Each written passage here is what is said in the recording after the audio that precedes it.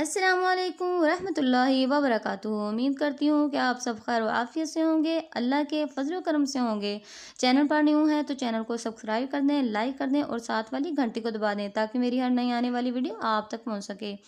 آج کا جو میں وظیفہ آپ کو بتانے جا رہی ہوں 100% آزمودہ وظیفہ ہے، اور اس وظیفے کو کرنے کا ہم آپ کو طریقہ بھی بتائیں گے۔ یہ جس نے بھی کیا ہے وہ 100% کامیاب ہوا ہے اور وہ کبھی بھی فیل نہیں ہوا، اور اس کو پرچہ حل کرنے سے پہلے کرنا ہے۔ اس کے علاوہ یہ کسی بزنس کی کامیابی کے لیے بھی کیا جا سکتا ہے۔